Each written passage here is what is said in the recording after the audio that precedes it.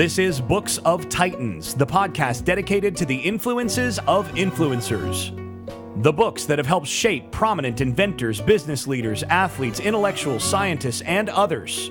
We'll talk about what makes these books such classics and at least attempt to have an intelligent discussion about what makes them so important and influential. Today we're going to cover the book Ogilvy on Advertising by David Ogilvy, a book written by the man known as the father of advertising. As for who recommended the book in Tools of Titans, it was Noah Kagan, who was the 30th employee at Facebook and the 4th employee at Mint, now owned by Intuit. Also the founder at SumoMe, which offers free tools to help grow website traffic. Kagan has created 4 separate products that have generated more than 7 figures apiece, so he's done pretty well, and I think it's safe to say that he knows a thing or two about how advertising and marketing works to be able to successfully do that sort of thing more than once.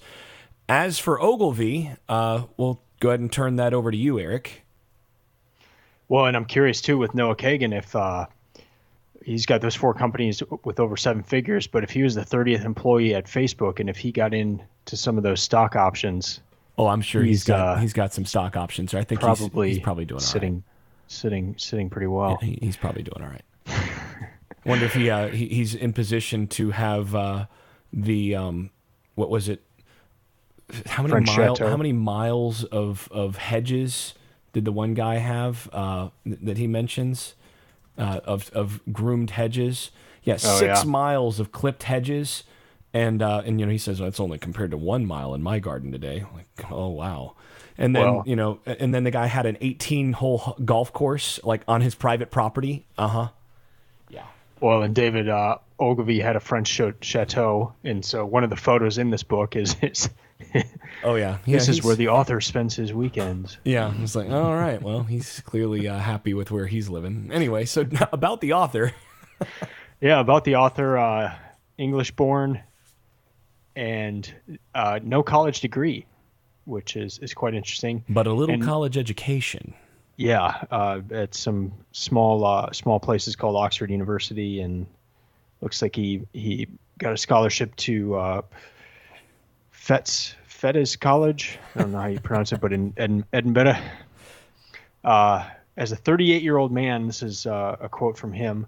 He was an unemployed farmer, former cook, and university dropout. So that's what he said his resume was when he started applying for marketing jobs or for advertising jobs. That gives me some hope. Yeah, as a 37-year-old man myself. So yeah, but you're not a college dropout, so your chances of becoming as successful as him they're slimmer. Yeah. Anyway, or I guess we should draw a distinction between successful and high achieving, right? Because success is something that doesn't just attach to achievement. We've talked about that before. Yeah. Well, he started Ogilvy and Mather, which is a pretty famous advertising agency, and this book is kind of a photo / instruction / advice, career advice, all sorts of stuff packed in this book. So it's not just your sit down and read some text, but it's he shows advertisements that he was a part of, advertisements that he particularly likes that others did, and so it's a really good book and good lesson in that sense. So getting into the overview of the book itself, it was written in '83. It's as I said, kind of an advertising guidebook, but I found it to have tremendous application to the online world, and surprisingly so. Yeah, and almost clear in a way, because he didn't have to address all the different platforms that we have nowadays, whereas it could focus more on advertising and what that entails, the principles thereof. Mm-hmm. And then those can be used in different platforms, but it's important to have the principles first before the platforms. But he talked a lot about the different platforms of his day as well. He loved direct mail, and one of the reasons he loved direct mail was the analytics you could do with that. So you could send one group of people a certain type of direct mail, and another a different type, and see how people responded to each one, and learn from that. So he was a man. A/B testing. I mean, and that was one of the things that was just sticking out to me, was like, this is like way out in front of the A/B testing that every top internet company or any internet company that wants to be successful is constantly engaged in. Yeah. So that was really cool to see that. This guy would have loved the internet era for all that opportunity to get into the granular details about, big data. The data that you would have access to in terms of how to advertise and all that. Because I mean, he was big on that, right? And the internet is like the ultimate direct mailing campaign. I could imagine him like, get out of television, get out of billboards, get out of all that stuff, and just pour all your advertising into Facebook. I can imagine him saying that. Well, and it's funny, you always hear the adage, something to the effect of when people would have billboards up, they would joke that, well, I know it's reaching 50% of the people out there, I just don't know which 50%. So that whole idea of not knowing your analytics and that sort of thing. So the book itself is full of overall advice, just kind of big picture things, as well as specific items.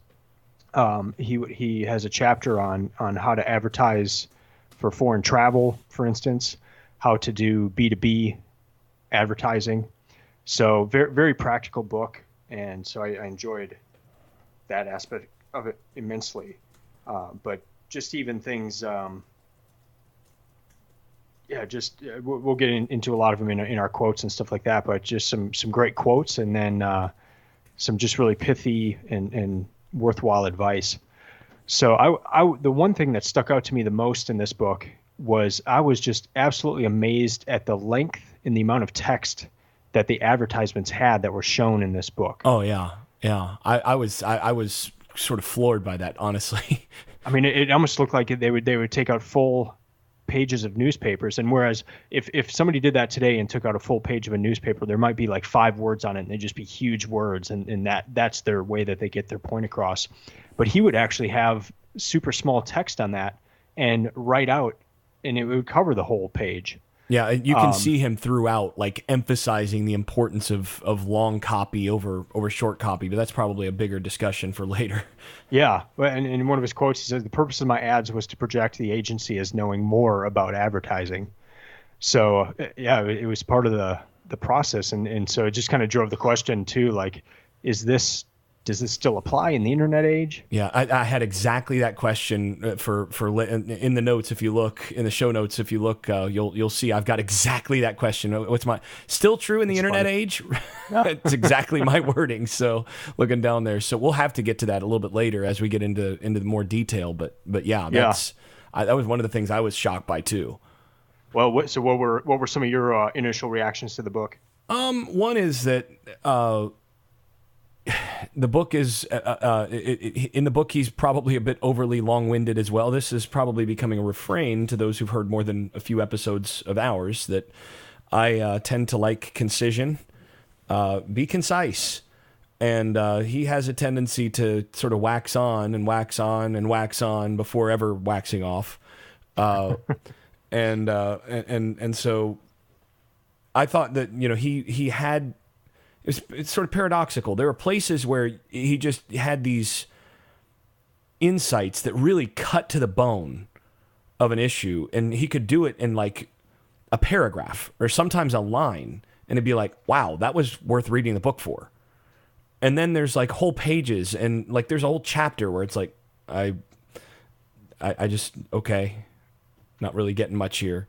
So it's to me, it was a little bit hit and miss, but interesting nonetheless. And again, one of those things that, especially in the internet age, reflecting on it from that perspective and thinking about this book as pre World Wide Web, pre internet advertising, thinking about the principles that he's going with, and really getting the chance to sort of grapple with some of the philosophical stuff he's talking about, I thought was really interesting. So generally positive, but there are chapters that I would say, skip it if I were advising someone to read it. And we'll talk about that in our conclusions at the end. But I think that's my overall. I do think that he tends to be pretty research heavy, and advertising research was still very immature at the time. They didn't have access to a lot of the data that we have now, but or the methods for analyzing that and either. But and so there are places where his judgments are more judgments, more sort of personal judgments. Some of the stuff about long copy and so on, but still worthwhile and still worth addressing and considering. So it's an interesting book, but like I said, a little bit more hit and miss for me.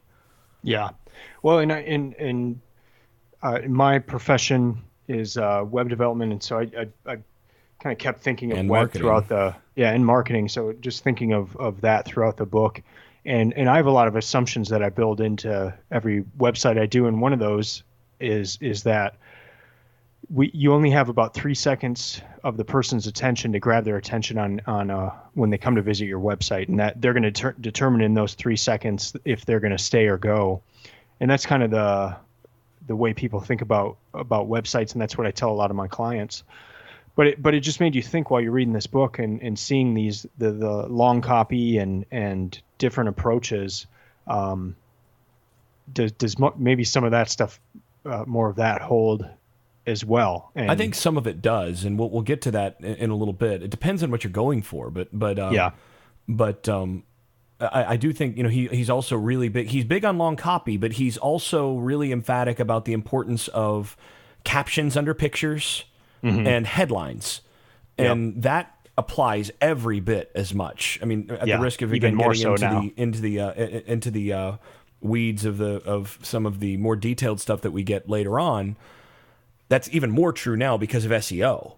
Yeah. Right. I mean, people are reading machines are reading your headlines and scanning them for relevance and all that long before a person ever touches it.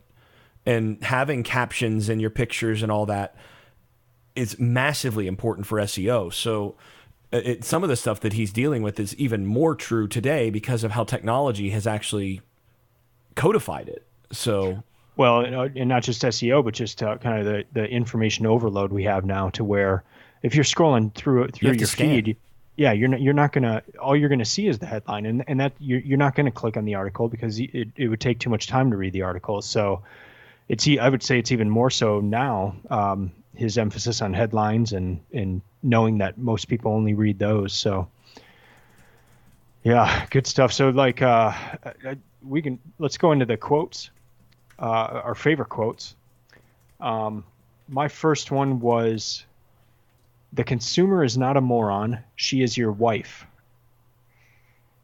And I put this one up on the Books of Titans Instagram account, and someone took offense to it. But I think she read it incorrectly, because the way I read it is most of the times when marketers or advertisers are in a room kind of coming up with a plan, they don't give a lot of credit to the person. They consider the potential client or the potential customer a moron a lot of the times, from what I've seen. But they're not.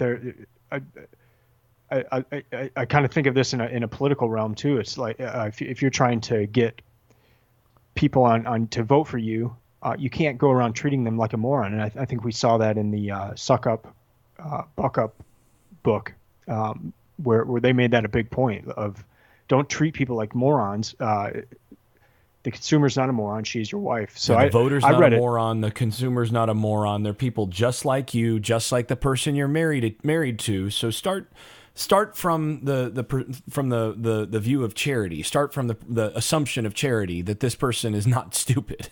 Mm-hmm. So I like that. Yeah, quote, that was going to be on my list too.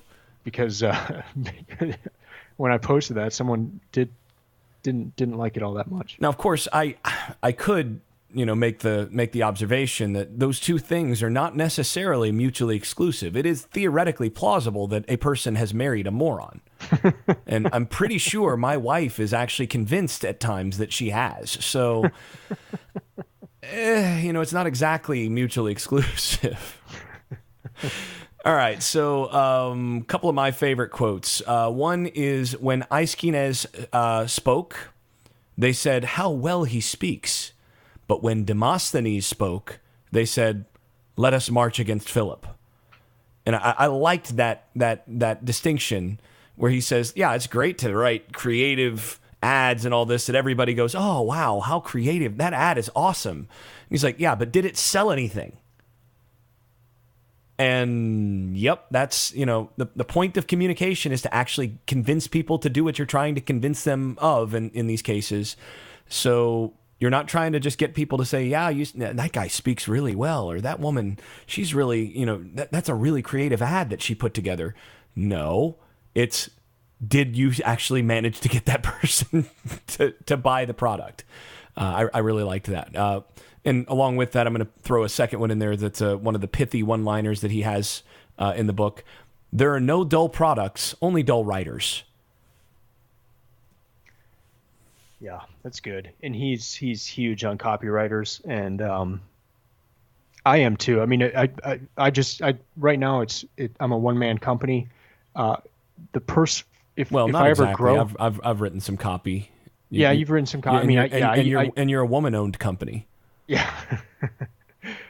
Because actually you are. I'm pretty sure that you actually yourself are owned by a woman that I actually am very familiar with, that I know. So technically, just saying, she's the boss. But were I ever to hire someone full time, the very first person I would ever hire would be a copywriter. Yeah, and I've got a reasonable amount of experience writing copy for some stuff, and so I have some respect for those who do this on a regular basis, because it can be a royal pain. Well, good. I'll go into my second one, and this is I don't know if this counts, but it's a quote by Mozart. He puts it in the book, so I'm gonna put it in there. I've never made the slightest effort to compose anything original. And I just find that fascinating that Mozart said that, because when I listen to his music, it blows my mind. I mean, it is so unique and so. I mean, it's amazing that stuff could be in his head too, and then he would just write it down, and it would pretty much be how it ended up being. But for him to say that I've never made the slightest effort to compose anything original, that's just astounding. And he was using that to say, you don't have to invent the wheel every time you're doing ads or thinking through these things. A lot of times, just kind of look around and see what others are doing and try to improve on it. But yeah, that was I'd never heard that quote from Mozart before, and it's pretty interesting. Yeah. So here's a good one that goes along with that. Actually, he had this is a quote from Helmut Krohn. Who is one of the art directors that he praises in the book, and this Krohn says, "I asked one of our writers recently what was more important, doing your own thing or making the ad as good as it can be. The answer was doing my own thing. I disagree violently with that. I'd like to propose a new idea for our age. Until you've got a better answer, you copy." And I love that. Until you've got a better answer, you copy. And this is precisely one of my doctoral exams focused a lot on Greek rhetorical education and just Greek rhetoric in general, and Greco-Roman rhetorical education, as it were, ancient Mediterranean rhetorical education, these sorts of things. And one of the things that was so emphasized in old school education of the high class people of those days was you started with copying for years. You would copy for years before you would ever actually do your own thing. You would learn to copy and sound exactly like Homer or sound exactly like Demosthenes, and you would use that as your model, and you would write speeches. You would write passages. You would write sort of fan fiction as Homer, in order to learn to write and think and reason like Homer. And you would learn to argue. You would write an argument as Demosthenes, and then you'd get graded and critiqued on that.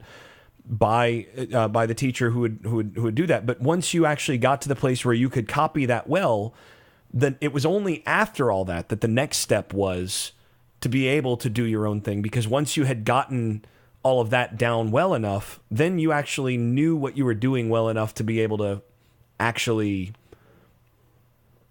to do something of your own. Until then, you hadn't earned the right. And I do think that that's something that our age, as it's called in this quote, tends to get wrong. Is we tend to tell people, be yourself, find your own voice like right away. No, don't find your own voice until you've actually, earned it. Earn your own voice is my view. Earn your own voice by actually learning and imitating and copying those who have really good voices or really good ideas and so on. Earn it, and then you can get to the process of invention. So I love that little quote that builds on the Mozart section. Yeah, and that's how I learned how to play violin. You don't learn by, hey, let's get the violin out and improvise. Find your own voice. Oh gosh, that would be awful. Yeah, and I started when I was really young, and then I took private lessons until I was 14, and that was all just learning the classical pieces, playing Mozart and Beethoven and Vivaldi and all sorts of different composers through the ages. So it wasn't until I was 14 or so that I ever tried to improvise. So it had quite a few years of just playing what already existed and learning that before doing my own thing. And technically, once you learn the technique and the ability to be technically proficient to get all of that stuff down, when you improvise, you can be that much better. Mm-hmm. You've got a larger repertoire to pull from. Yeah. All right, I'm going to go ahead and pull another quote that I really liked here. It's, again, one of those pithy, funny quotes that he had. He's talking about, don't, if you're trying to, procure advertising, whatever you do, don't try to meet the copywriters or artists who are actually going to be working on your project, because he says, you might find them repulsive. Some of the most talented people are. And then he tells a story about how one client had dropped them because when he met the copywriter who was one of their most talented copywriters, had long hair. So, clearly don't want that guy writing our stuff. So, yeah. Well, I've only got one more, so I'll do that. During World War II, my brother Francis, then a wing commander in the Royal Air Force, slept in the underground bunker, which was the center of the high command. He told me that when the generals, admirals, and air marshals came into breakfast, they looked at the comic strips in the Daily Mirror before they read the headlines in the Times. And that's during a war. It's during a war, and these are the top brass. It's so true, though. Yeah, but it's so good. I mean, and it kind of even bypasses his point a lot of in the book of the importance of headlines. Well, what about the importance of humor and some other platforms and as well? Pictures. Because those actually get more, or the first attention, even before, what would be major headlines for a general to know of what happened. So that I just thought that was really a funny quote. I'm just going to pull from there. Yeah, I really like that one. I'm going to pull a few together that just illustrate his humor for just kind of batch these together. Oh, or humor, or just his kind of crotchetiness. Let's see. And also his candor about like how he isn't successful at everything. Like this one. I've suggested names for dozens of new products, but have not yet had one accepted. Good luck to you. Right? So then there's one category of advertising which is totally uncontrolled and flagrantly dishonest. The television commercials for candidates in presidential elections. It's when he's talking about, how, hey, we advertisers aren't, everybody wants to talk about how advertisers are dishonest and advertising's dishonest. No, we're not dishonest. We're trying to sell products, but, we're doing so within the facts. Otherwise, we get fined. Now, if you want to know where there's flagrantly dishonest advertising, find the politicians. Yeah. Let's see, another one. Feminists are doing dreadful things to the English language. I refuse to write spokesperson, chairperson, house husband, or woman hole cover. You can just see this guy, and the image on the cover. You got this guy with a pipe, right? You can just see this, and of course he's probably he's got the accent most likely. So feminists are doing dreadful things to the English language. I refuse to write spokesperson, chairperson, house husband, or woman hole cover. I can totally hear this crotchety older guy saying that. And of course that we're recording this in a week in which I don't know if you saw this. Did you see the announcement from l'Académie Française this week? So l'Académie Française, the French Academy, the guardian of the French language, has spoken out against the effort to make the French language more gender neutral this week, and they labeled it. They said the French language is in mortal peril. Now, of course, they said it in French, but the English translation of it is mortal peril over attempts to make the language more gender neutral. Now, of course, French is an inflected language and is highly gendered. So, it would be English. It's much easier to just kind of swap out pronouns or he or she or whatever. But in French, a chair, chaise is feminine. Yeah. A desk is masculine. It's just the way it is. It's because it goes back to Latin, and inflected languages are that, right?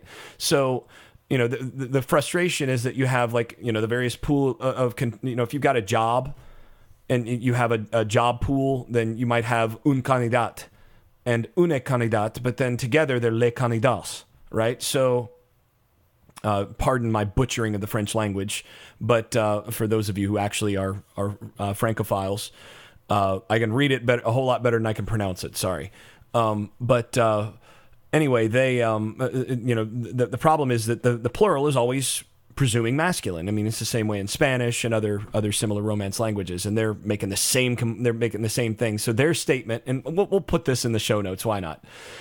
Their statement, translated into English. The multiplication of the orthographic and syntactic marks that inclusive writing induces leads to disunited language, disparate in its expression, which creates a confusion that borders on illegibility. So basically, if we keep multiplying syntactic marks and doing all these things that that people are trying to do to mark out that this could be men or women or whatever. So instead of les candidats, you have les candidates, kind of. You have a E in parentheses in between the T and the S at the end. And, l'Académie was saying, no, this is not acceptable. Well, I can totally see, and he retired to the French Riviera, so there you go, right? Yeah. So, I mean, he fits right in with this group, but I found that kind of fun that was occurring right in the same week that we were going to be recording this podcast. A couple others. I think we have to read this as a favorite quote, since he says it's the most important sentence in the book.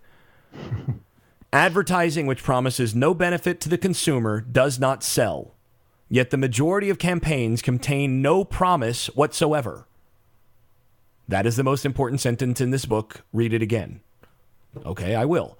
Advertising which promises no benefit to the consumer does not sell, yet the majority of campaigns contain no promise whatever. All right, well, there you go.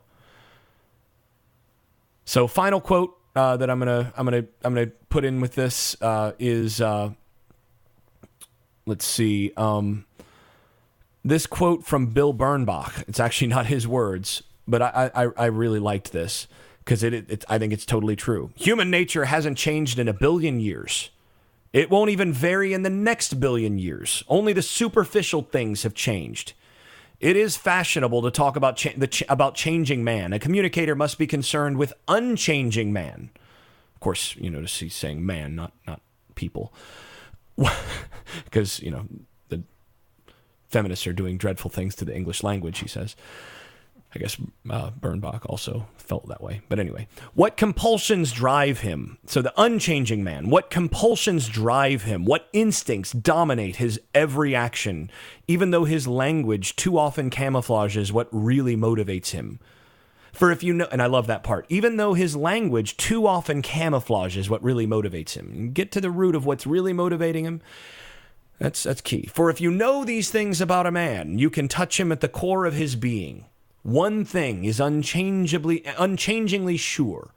The creative man, with an insight into human nature, with the artistry to touch and move people, will succeed. Without them, he will fail. There you go. Yeah. Gotta have insight into human nature. Well, and it's funny because a lot of, I only had like 4.5 years experience at a company, but I just remember a lot of those meetings, and in the meetings you're talking about trends a lot of the time. All right, well, this is happening or this is going to happen, and so this is what's going to be changing, and we got to get on board for this. But that quote's point is like, no, there's some things, or there's a lot of things actually that are unchanging, and if you can tap into that, you've got to be aware of how tastes are changing and that sort of thing, but to try to reach this elusive what might happen in a few years compared to knowing what people are going to do, the unchanging things, that's a really insightful statement. Aspects, and actually I think that gets to one of the points that he makes, and for this we can move into more of the detailed stuff, which we've kind of straddled that line anyway to this point. He says he's got these rules for, how to recognize a big idea. And rule number 5 is, could this big idea be used for 30 years? Because his opinion is, if you get the advertising right, then you shouldn't have to change it for decades. Nor should you. Yeah, and once you get it right, then that advertising is your brand. It is identifiable, and it is going to continue to work, and you shouldn't change it until it clearly isn't working anymore. Mm-hmm. Because again, you're tapping into something that worked then, and people aren't going to change. Now, taste can change, so sometimes you might have to change, but he's pretty resistant to this idea that, you need to come up with a new campaign every couple years. Well, and if you think about the brands that really have done a good job, their message hasn't changed. Chick-fil-A. Chick-fil-A. That's brilliant. Apple. Yep. It's the same, Yeah. Yeah. And what they've done is they've crafted a particular niche, a particular idea of who they are, a particular brand, and then they've ridden that. And I've found myself at times like, how long is Chick-fil-A going to ride the cow thing? But you know what? There's no reason for them to change it. Yeah. Well, and where did Coke get in the worst trouble of their history? New Coke. Yeah. Where did Ford, to go back to a prior episode, when we talked about Lee Iacocca, where did Ford go really wrong? With the Edsel. Yeah. Right? Introducing that, they tried to introduce a whole new brand and all this, and it crashed. They didn't situate well, and they could have the car itself wasn't as flawed as their marketing and advertising of it. Well, one thing that in the nitty-gritty here that really stuck out to me is, in school we always learned about the 4 P's of marketing, which are price, product, placement, and promotion. And so this book is on advertising. So most people are going to put advertisement within the promotion P of the 4 P's of marketing. But Mr. Ogilvy has a different take on this, and I thought it was really interesting because I'd never heard this before, and always the assumption I've had is that advertising is always a piece of the promotion P of marketing. So here's his quote on page 170 of the physical book. I've come to regard advertising as part of the product, to be treated as a production cost, not as a selling cost. It follows that it should not be cut back when times are hard any more than you would stint any other essential ingredient in your product. Now, of course, this is an ad guy talking, so he's going to want you to spend ad dollars when times are good and when times are bad. But that stuck out to me because that is something different than what most people are going to think of advertising within the grand scheme of marketing. So I liked that, and I thought it was a cool and different approach and different way to consider advertising within the price, product placement, and promotion. Yeah, absolutely. Yeah, I thought, and one of the things I really liked again was this. He also emphasizes that there were times where he would tell the companies that he was working with, your product isn't actually all that good. Maybe you should try to improve the product to help us out on the advertising side. Mm-hmm. He said that some of the people that he critiqued their products said, we'd rather you criticize our wives, but because they were protective of their product and they didn't want to consider ways that they needed to change it. But one of the things that he emphasizes is that the other side to that is the best advertising for a product is once someone buys it, it actually successfully meets their needs and they're really happy with it, and that's going to reinforce the advertising, and then you get a nice cycle. So for him, the best advertising is, or one key to the best advertising is actually having a great product too. So he thinks of things pretty holistically in all of that, and being truthful about it, which seems obvious, but as one of your quotes pointed out, the trust of advertisers is not very high. Yeah, so. Well, especially these days. I mean, I think the advertising world has changed in some respects, and we'll talk about that later. But some of what he says does sound old-fashioned because it's a lot less cynical and a lot less jaded about how the tail not only wags the dog, but these days people generally are okay with the tail wagging the dog. Oh, that's the way it should be. Mm-hmm. So, and he seems pretty opposed to that sort of thing. Yeah. Well, some other nitty-gritty pieces that were, I guess, helpful to me in the sense of thinking of things from a web development point of view. As you mentioned before, putting captions for images, and that's something that really stuck out to me in the book, in that I'm starting to do more of on websites now. I mean, I've always put kind of the background text, what's called the alternative text or a title for an image, to where the search engines can see that. But his point is that people are really drawn to images, and so even if use that opportunity to put a little text below the image, to either describe what's going on or to give additional insight. He also talked a lot about using serif fonts for online body, and that was something else that I wondered if that's still viewed the same way. So serif font is the font where it has the little curly cues at the end. So a sans serif would just be where it's straight up and down. Not a lot of the fluff. And if you go on most websites today, the body text, like if it's a news one, the body text, so the article itself is going to be a sans serif font. I'm looking at Wikipedia right now. Wikipedia is a sans serif font, but their titles are serif. And he kind of flips that around and says that the body itself should be serif. So do you know anything on more modern actually readings into that? Or it basically he's right about print. So the orthodoxy on this, I had the good fortune of having a roommate who was a graphic design because you got a master's degree in graphic design, marketing type stuff. So, we talked about all this all the time. But the general orthodoxy is that in print, serif fonts are superior. So if you're gonna print something in a newspaper, in a magazine, or things like that, the serifs help the eye.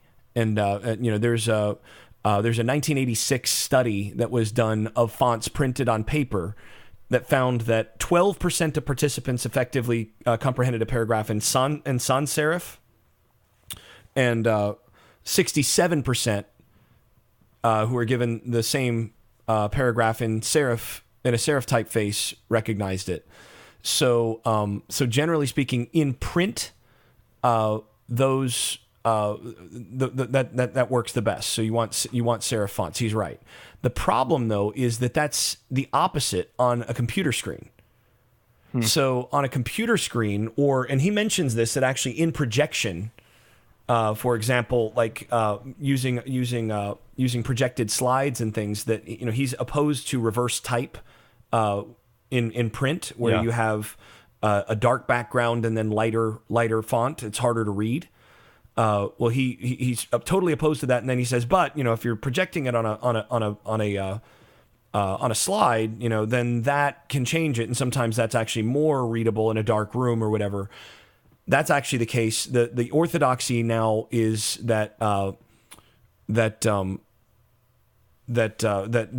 usually a sans serif font is superior in online stuff, or something that is on a backlit screen. So yeah, that things like Arial or Helvetica or whatever. And then if you're doing like something that is a billboard, or a fluorescent type sign, then sans serif is generally superior for those larger uses as well. But the other thing is, generally speaking, you don't mix them. So whatever medium you're using, you don't have like a serif headline and then a sans serif body. You stick with with stuff that matches in that regard. So that he's actually pretty close to right, since he's dealing with what he says still sticks, because he's dealing primarily with print and what he's saying there. I just went to New York Times. I have not been on this site all year, but for the sake of research, they're completely serif. You used to read the New York Times every morning, so I used to spend $630 a year to get the paper every day. It's all serif on the website, the body text and the titles. That's partly because the New York Times actually has its own in-house typeface that they use, and so that's part of their branding. Yeah. And that's something he also mentions, is the feelings that people associate with certain typefaces. That because certain newspapers use specific fonts, some people find that typeface more trustworthy than, say, a more garish sans serif that they don't identify with the same kind of gravity or gravitas as the sans serif. But this is the kind of detail that this book goes into. It's out of date, but his judgments are still generally right. And the research that he's leaning on there this book was written in 1983. That research has more or less held up. Yeah, and if nothing else, it just kind of makes you question kind of the general assumptions made now about web. Is it still true, or did what they thought in 1983 and for Ogilvy, based on a lot of research, was that more in line? A few of the other things that he said, one was that it's a mistake to put headlines in capital letters. But all caps. All caps. Yeah. But the title of his book, I mean, the cover of his book is in all caps. Yeah, but it also is a design itself, right? Yeah, I mean, yeah. it's not actually all caps running together. It's it's running over on itself. But yeah, that is interesting. Yeah, and then it's a sans serif font as well on the cover. Yeah. So that was kind of funny. Speaking of that, I did mention, when I first opened this book and I opened to page 1, I immediately looked over at my wife and I was like, I like this book already. And she just looked over at me and she, funny thing is, my wife knows me. She knows my sense of humor. She looks over at me and goes, yeah, there's a naked woman there, isn't there? Well, and that was the other thing that I thought he went against his teaching, is that he says don't use unnecessary sex in your advertising, and he had quite a few pages that were devoted to that, and I didn't think they added any value other than to say that don't use unnecessary sex. He could have just written that, but I mean, he used examples of both positive and negative uses of it, and he uses examples for basically everything he says. He's got some example of here's what I don't like and here's what I think does work. That's pretty interesting stuff. Yeah. I mean, the book for people interested in advertising, especially how it was done pre-internet, the book is worth taking a look at just for all that information in the back. Yeah. For all those examples. Yeah. Yeah. And I just posted something on Instagram about that we'd be podcasting about this book coming up, and he was an art major at University of Georgia, and he said that this was one of their required reading materials for his degree, which I found very interesting because I did a business degree at the same college, and this book was nowhere to be found. So yeah, it probably should be on the list for people looking at business degrees. Although Ogilvy, interestingly, does kind of mention that he's not a big fan of business students or marketing or advertising students. He says, those people. What does he say? He says, let me find the quote. He says, most of their graduates, talking about those schools that have advertising degrees, most of their graduates get jobs with small agencies. The big agencies preferring to recruit people who have furnished their minds by studying history, languages, economics, and so forth. Which actually, I from my angle in higher ed, I completely agree with that. Generally speaking, I am most dissatisfied with my business students and my education students. Yeah. Those students are the ones that I have the most difficulty with as a rule, and they're the ones that have the most difficulty dealing with difficult content and most difficulty following along in the class and so on. They're usually not the top performers, and I think they typically have a hard time working outside the little boxes that they normally work in. So find that to be interesting. Yeah. And he himself, he prefers, it sounds kind of Jobsian in that, furnish your mind, study history, languages, economics, and other things, immerse yourself in humanities. You can tell this guy didn't have a college degree, but he is very, very well read, and he knows his classics well. Mm-hmm. Well, and on that hiring topic, I saw you had highlighted this later on as well. His idea on how to know if somebody would be a good employee is that he hired those who were leaders in college. And the quote was, is there any way of predicting the capacity to lead? The only way I know is to look at their college records. If they were leaders between the ages of 18 and 22, the odds are that they will emerge as leaders in middle life. And that's our newborn here making a entrance in the podcasting world. Yeah, well. That's good for her to begin to test out her voice online. I mean, hopefully by the time she's 11 or 12, she can command a large audience and begin to earn her keep. But I thought that was really good. Of looking at what they did in college. Were they leaders in college, or They just party a lot and slide by, or Yeah, and I think he's actually right about that. And this is interesting too, because I was just in a meeting today where someone was talking about teenagers and was referring to them as children and saying the minds of children are just different from the minds of adults, and you have to be aware of that. And I'm thinking, 16, 17, 18-year-old kid, they ain't a kid anymore. Yeah. An 18-year-old, I tell you what, and this is probably true for you too. The friends that I made at 18, they're still the same. In some cases, they've gone a little bit further in one direction or another, but they're the same dudes they were at 18. They just are. And those who knew me, and I'd go back further and say high school. I'd say high school is where you really. Well, I mean, I would say if you're in leadership in high school, that's also a good predictor. Well, there's a funny story actually going back to college for me. I was in a sophomore year ethics class, and I was sitting in this class, and then something came up, and I raised my hand and made some sort of comment, interacted with the professor or whatever. And then as I'm packing up my books to at the after class, this guy sort of walks down my aisle, and I all of a sudden look up, and there's a person looking at me, and he goes, "Jason Staples." It's like, yeah.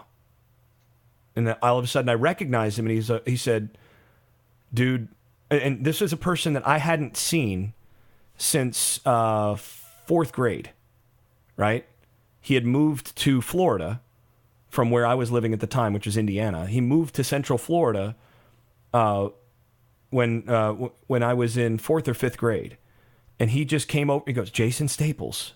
Yeah? Oh my gosh, dude, what's up? And I recognized him after he said his name. And he goes, "Yeah, as soon as I heard you say something in class, I was like, that has to be Jason Staples. Because no one else talks like that. No one I've ever met talks like that." And I'm thinking, wow, he hasn't seen me in about 10 years. Yeah. And, I was in, he was a grade ahead of me, and we were in a mixed third and fourth grade class. He was in fourth grade, I was in third grade, but taught by the same teacher in the same classroom, so it was a smaller school. And played basketball together, and he could recognize my 19-year-old self based on what he had known.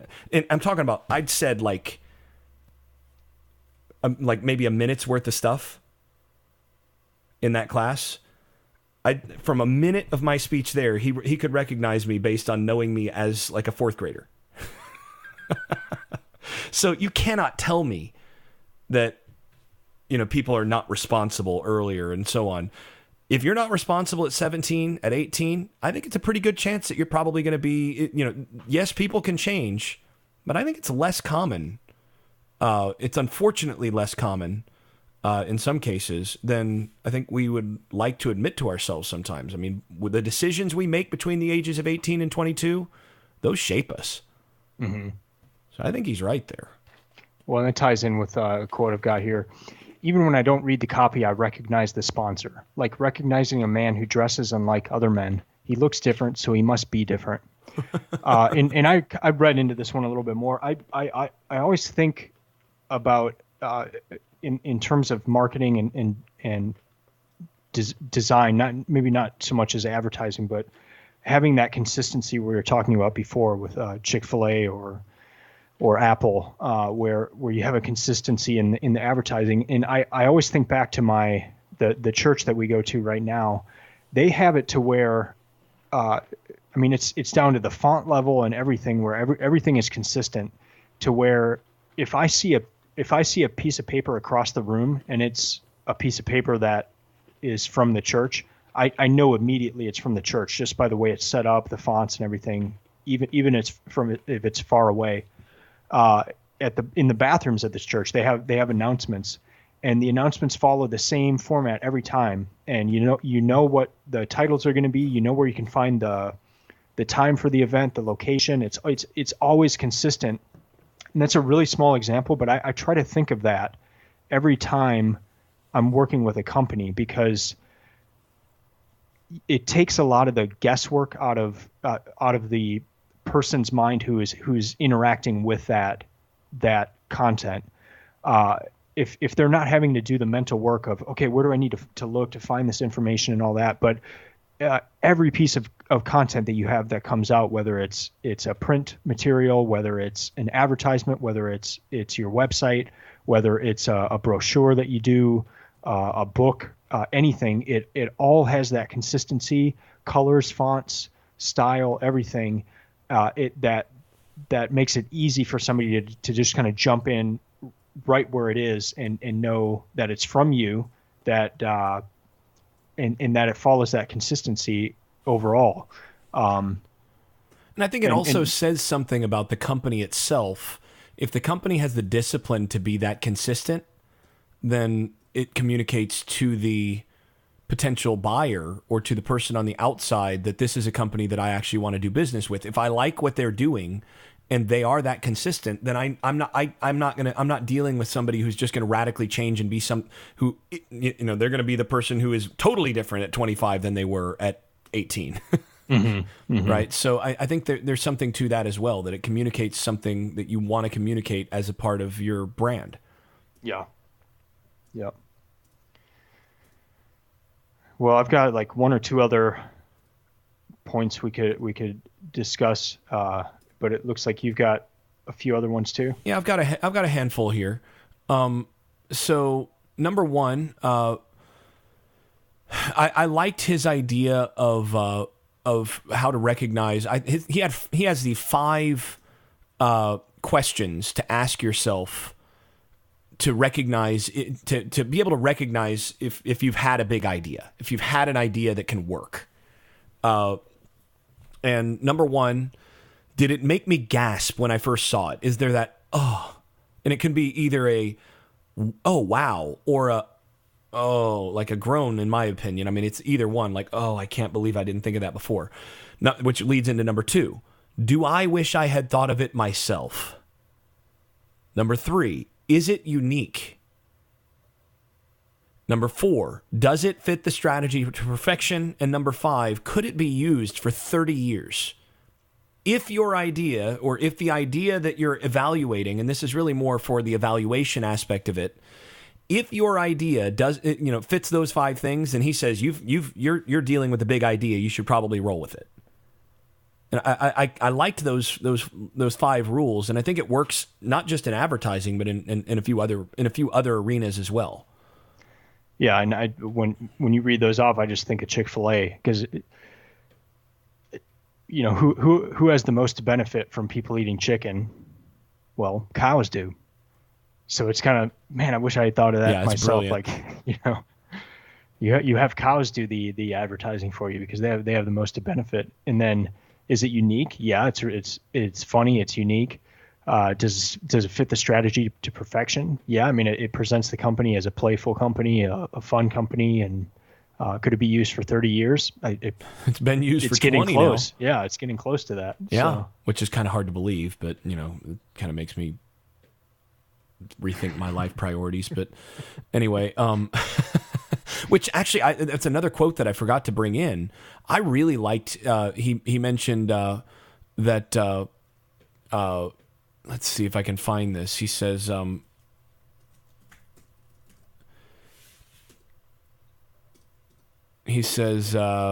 it's a good idea to start the year by writing down exactly what you want to do. And I just started doing that this year. Not New Year's resolutions, but I made a goals list. Like, this is what I'm going to try to get accomplished in this year. These are my priorities. And I found it to be pretty helpful because I keep revisiting that every few weeks, or sometimes multiple times in a week, just to remind myself, like, okay, what do I really need to be doing right at this moment when I feel overwhelmed about a lot of stuff in terms of I've got a lot of tasks that I've got to take care of. Okay, where do I put my priorities? Mm-hmm. And that I think has been helpful. Yeah. So I liked that idea, and again, that interfaces with some of these other things that we were just talking about. Yeah. And it's one of those kind of books where it's like it's not just all advertising type stuff. That's just a good piece of life life lesson there. Yeah. Life advice. Yeah, and there's a lot of that. I mean, he's crotchety and he's opinionated, but I think in general, that pretty useful. Yeah. As far as other stuff here, I did want to come back to this idea of well, before that, I liked his "don't scorn tried and true words like amazing, introducing, now, suddenly." And my comment in my marginal comment when I was reading this is, BuzzFeed says hi, and you'll never believe what came next. Right? I mean, he's right. Don't overlook the supposedly passe or uncreative. If it's going to get you what you're wanting, go with it. Yeah. So again, I think but then pragmatism. where do you draw the line in that? Like, oh.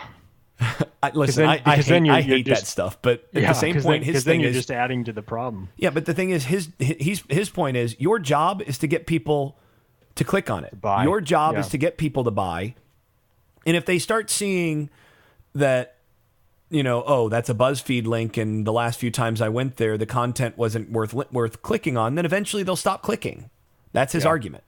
Yeah. So, but my job as an advertiser is to get you to click. So I'm going to write the most compelling headline that's going to tap into your felt need to really find out what came next.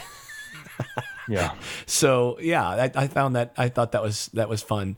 But I do want to come back to this long copy versus short thing. I think this is one of the more idiosyncratic aspects of this book. And I'm intrigued by the idea that he says it multiple times. I mean, he's got one, in all my experience, says that for a great many products, long copy sells more than short.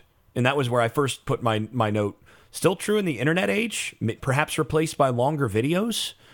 And then the next one, he said later on in the book, he says, long copy sells more than short copy, particularly when you are asking the reader to spend a lot of money. Only amateurs use short copy. And that, it's an interesting concept. Is it really better, as a rule, to use longer advertising rather than the bite-sized stuff that we're so familiar with using? And the more I thought about it, the less inclined to disagree I became.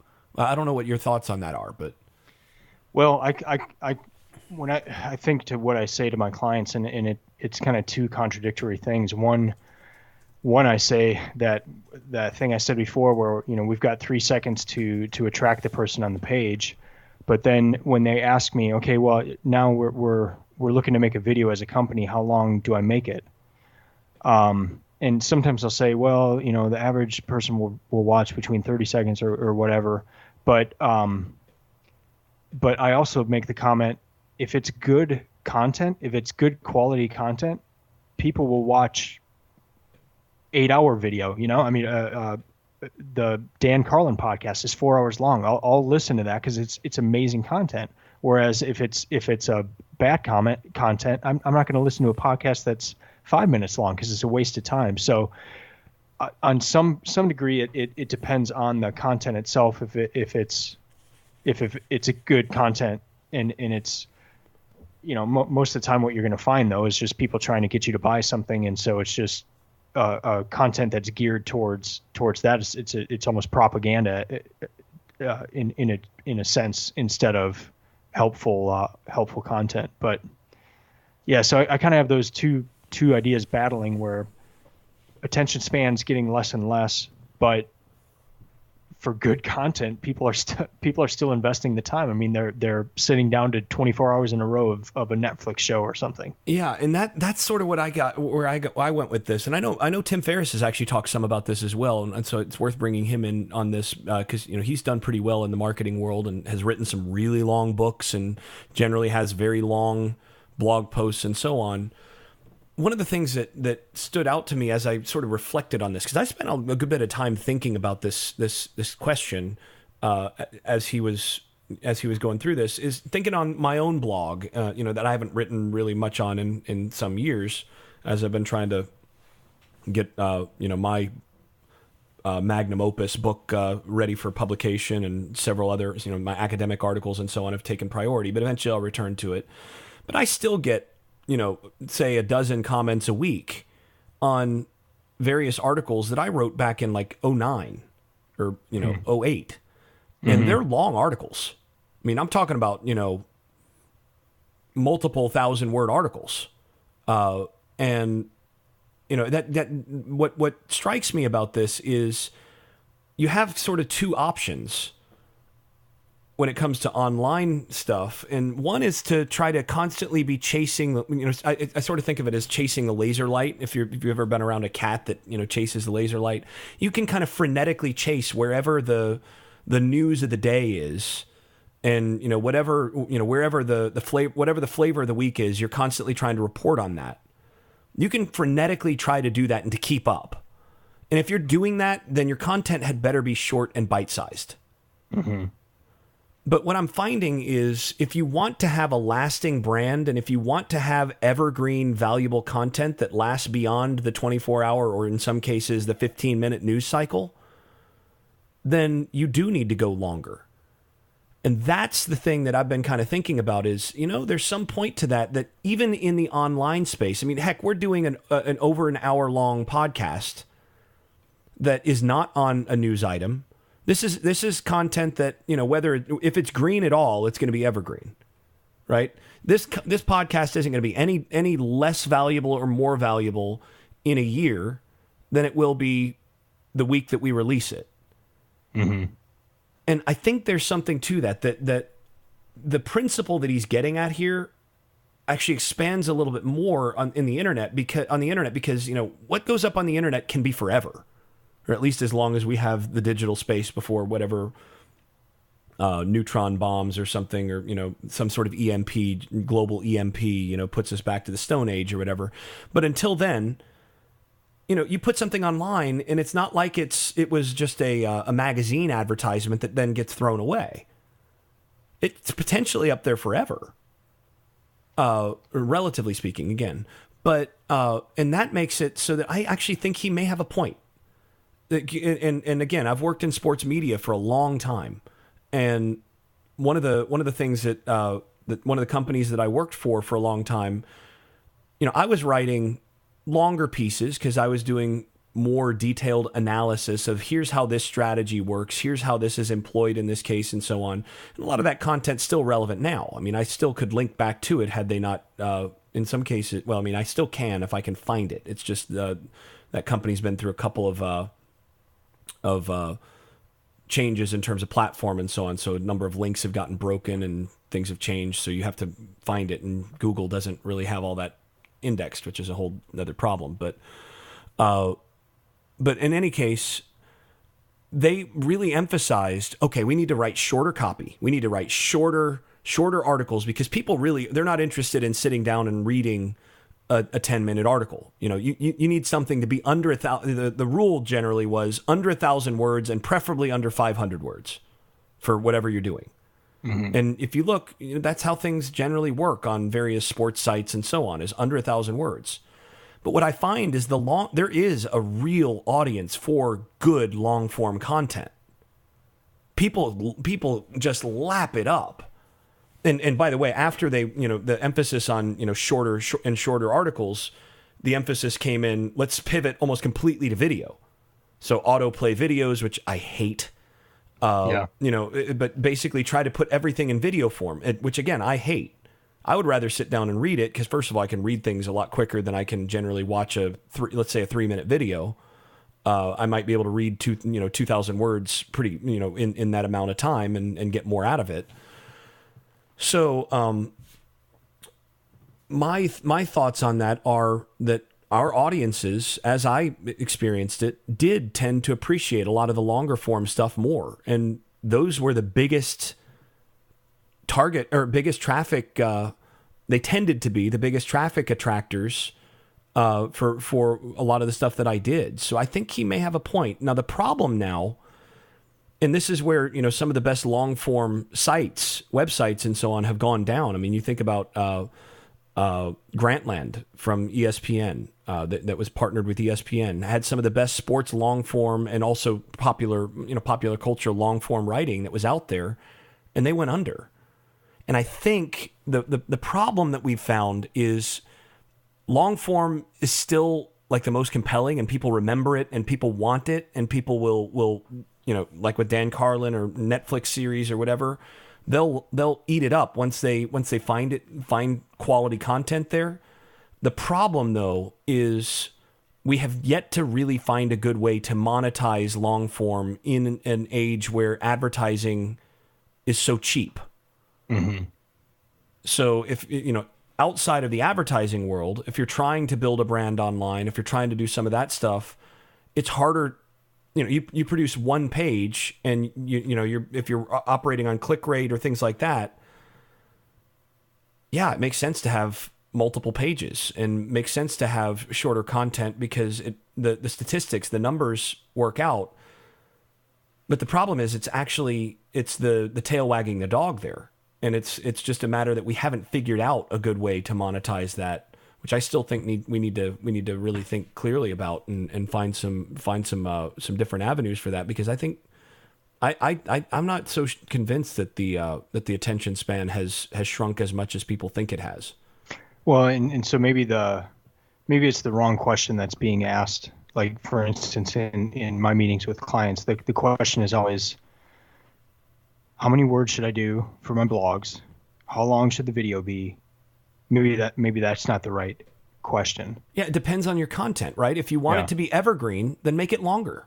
Yeah. If it's something that you're trying to chase the current events thing, then you need to make it shorter, because the other hard part about long form is the longer the copy, the more work that has to get put into it for it to be good. Yeah.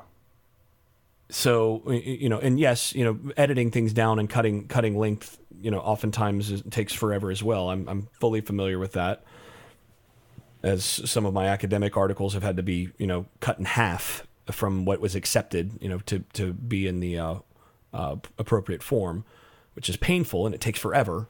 But generally speaking, the opportunity cost for long form stuff is really high. So that's the other part, is that the cost going into it is high. Yeah. But again, the question is, are you trying to do evergreen content that's still going to be getting readers that are going to find your content valuable in 4 or 5 years, 10 years?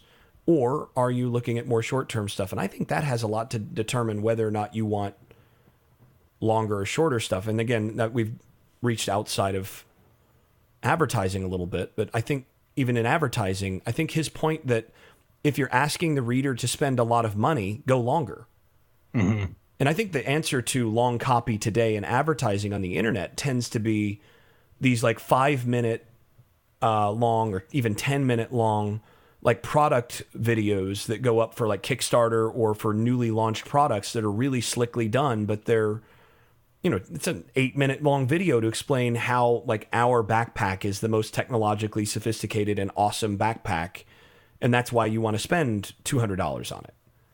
And I think, and those are a lot more persuasive than if it was, a 30-second commercial. Well, and with web now, with my clients, the way I design things and talk about things is there's enough technology out there now to where you can have the short form of something, be it text or the headline or something, and then you can, whether it's a drop down or pop up or something, or even the longer form of it on a different page. So I say you're hitting both audiences there. So you've got maybe the majority of people are just going to come and they're going to be the 3-second people. They just want a quick fix on what is this company about or what is this product about.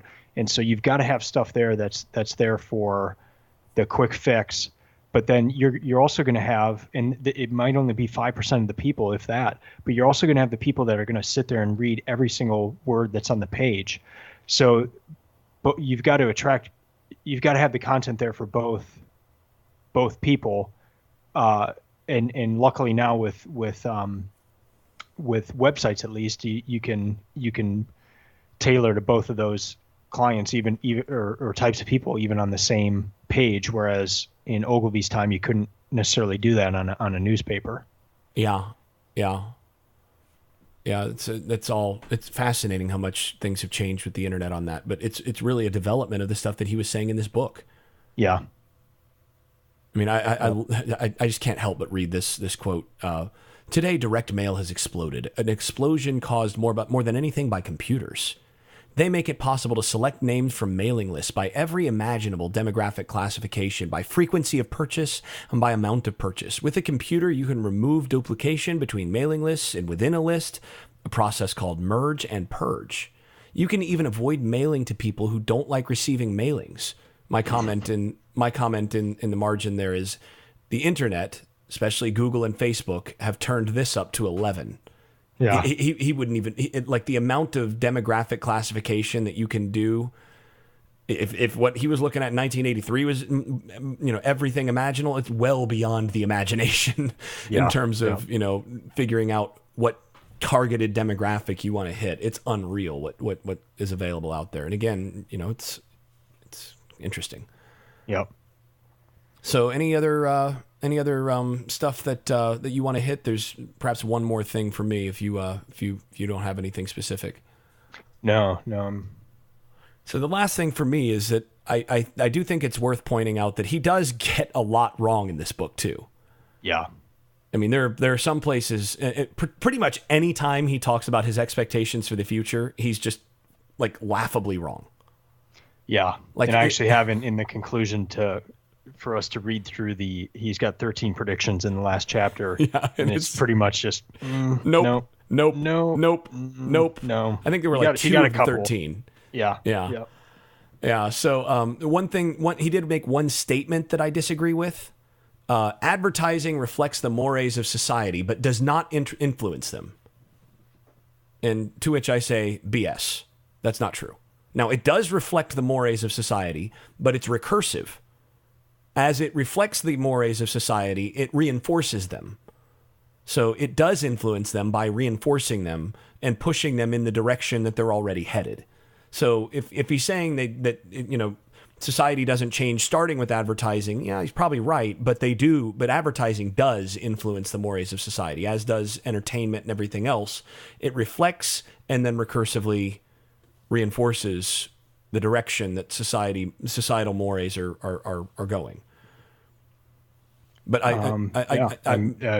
time my friends and I call from college, when we answer the phone, we still say, "Was that?"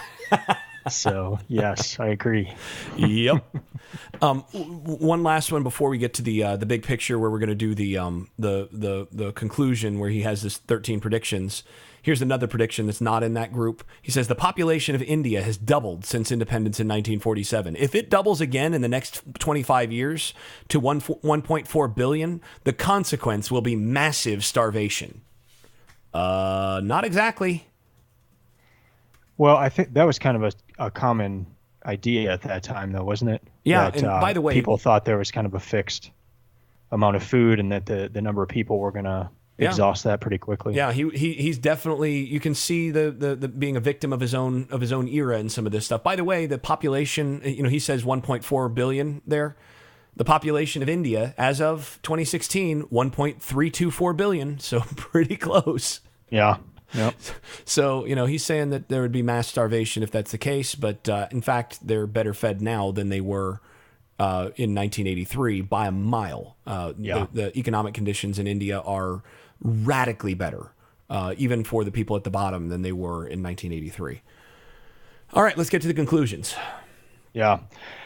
Well, I think I've said this in a conclusion in some of the other books, but I somehow got 2 business degrees, an undergraduate and a graduate, without having read this book, and for that I'm ashamed.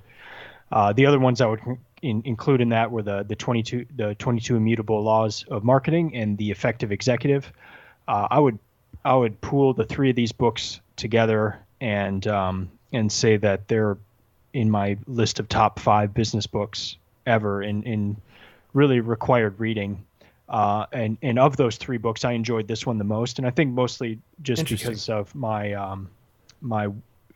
of really thinking through it from a website development point of view, and this was like immediately applicable in a lot of senses to a lot of the things I'm working on right now, and how I think about things, and even considering fonts and colors more. I mean, I think about that stuff a lot, but even the way, okay, so how were they thinking about this in the 70s and 80s? it was just all really helpful to me in my current line of work, and with the examples and just kind of the shock of seeing the long form copy and stuff, and it was just kind of like, wait, I thought I always kind of thought advertisements were really short and kind of the billboard idea, but no. Oh, and man, does he hate billboards? Yeah, yeah. Although he does include the naked woman there to ensure that, well, there are some billboard campaigns that can draw interest at least. Yeah, yeah. One other conclusion I had was I'd love to dig deeper into this book at some point and go into more of the book suggestions that he has. The book is just full of suggested books, and I think it would be really valuable to read those, despite them all being written before the web. Or maybe because of them being written before the web. Yeah, yeah. And comment I had here was maybe they'd be more direct about advertising, as opposed to having to discuss all the platforms that you could use and all that sort of thing that a advertising book has to consider now. It would just be more of the bare bones of what is advertising and getting to the basics of it. So I thought this book did a great job of that. And then just the fact that he referenced so many other books, I think it would be a worthwhile endeavor to look into some of those books. But yeah, overall, I loved this book. It's one of my favorites so far. And I mean, just even looking through the book right now, I underlined so much of the book, and then just seeing the ads was really helpful. I wish I had read it during business school, and I really think it should be required reading for any business degree. Yeah, I was less excited about it than you are, for sure. Mm-hmm. I mean, I kind of got the feeling, and I haven't read a whole lot of advertising type books and that sort of thing, but I got the feeling that this would be more useful if it were a little bit more up to date. And then, some of the chapters I thought were completely unnecessary. Mm-hmm. Like, for example, I thought the chapter on the previous giants, the people who had influenced him, really. I mean, what was I didn't get much out of it beyond a couple of interesting quotes, but this is the Lasker, Razor, Rubicam, Burnett, Hopkins, and Birnbach chapter 18, the 6 giants who invented modern advertising. There's a few good quotes in there, including one of the ones that I read, but really, like, it just seemed really self-indulgent in terms of But even though it's talking about other people, I don't know. It just seemed really indulgent in terms of where that was. Is chapter 17, is America still top nation? I thought was pretty worthless. Really chapters 17, 18, and 19. If you're going to read this book, I don't think you really need to read those. There are some other chapters though that I thought were really good. So what little I know about marketing was pretty good. I thought. Chapter 12 on direct mail was really, really good and immediately applicable to the internet age.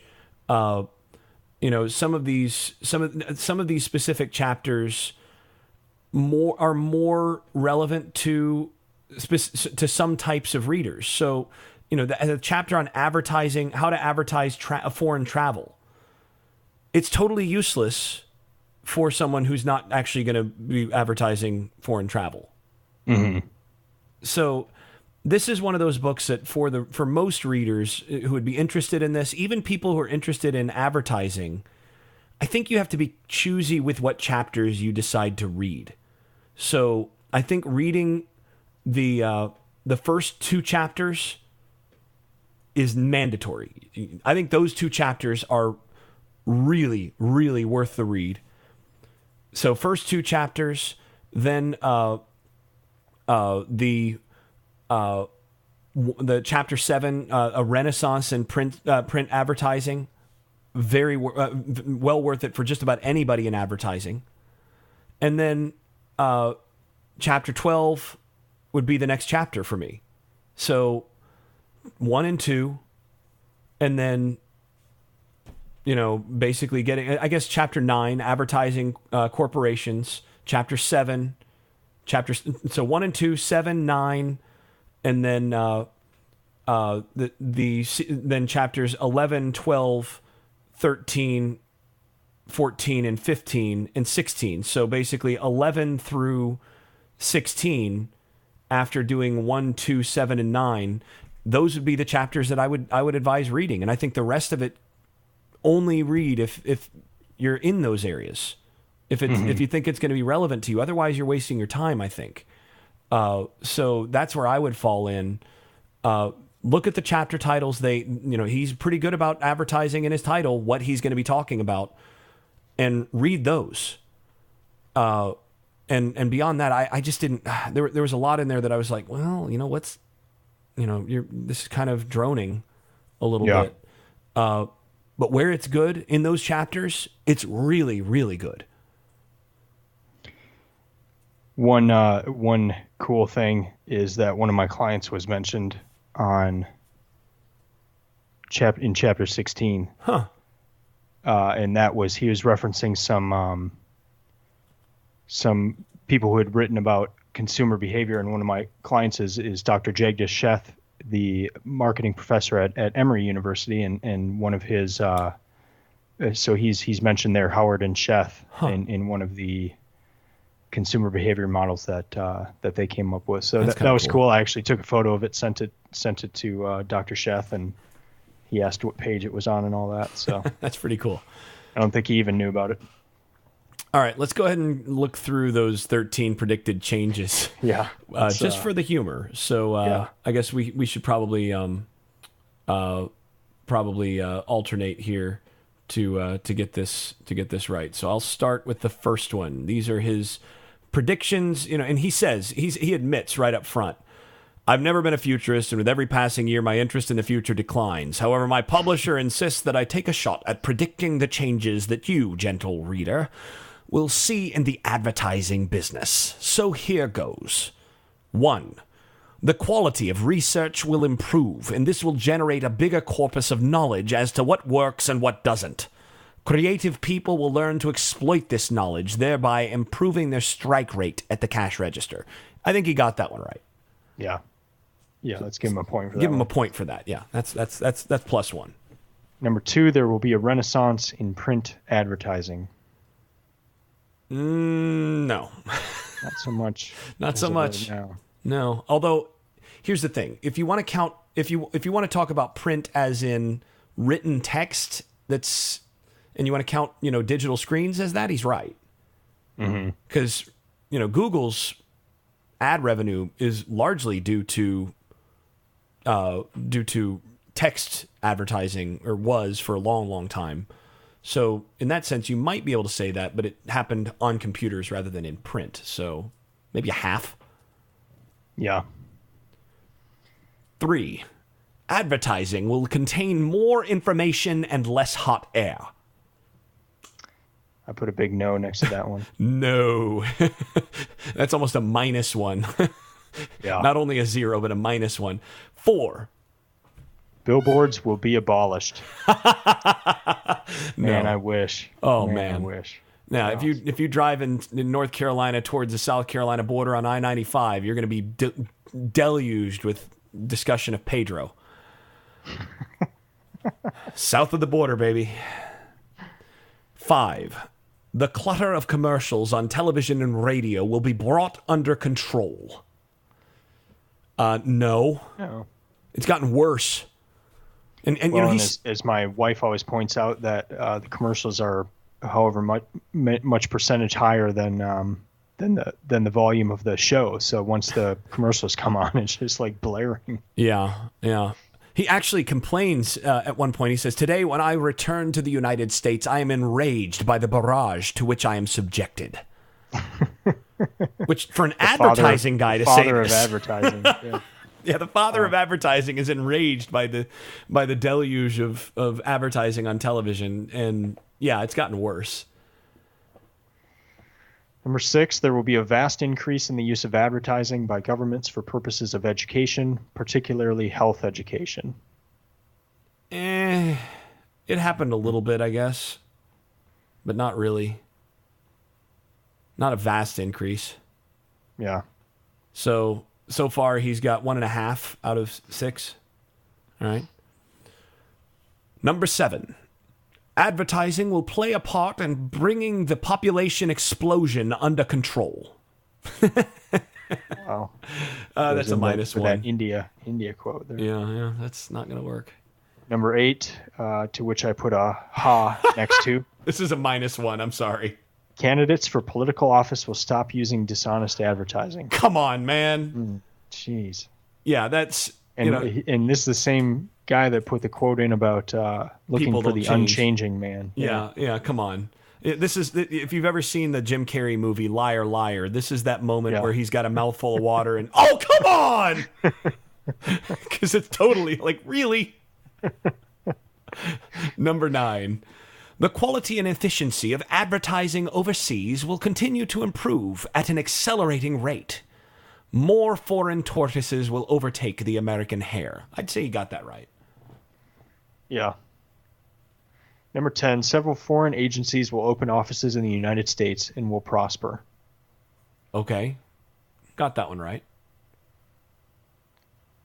What he didn't anticipate is China buying New York City and Russia buying Miami.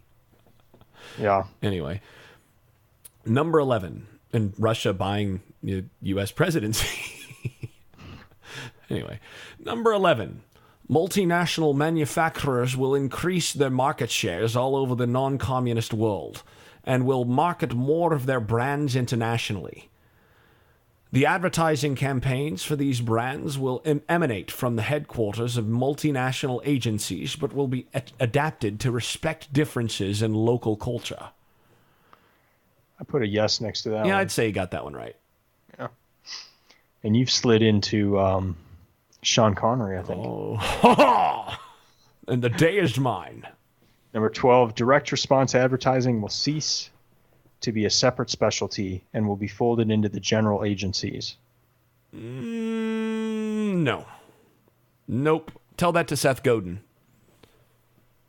And tell that to, if you want to consider Facebook and Google general agencies, then yeah, I guess maybe you could argue that. Because they are ad agencies. That's what they are. They're advertisers. But yeah, it's just become totally different. That was unpredictable at that point.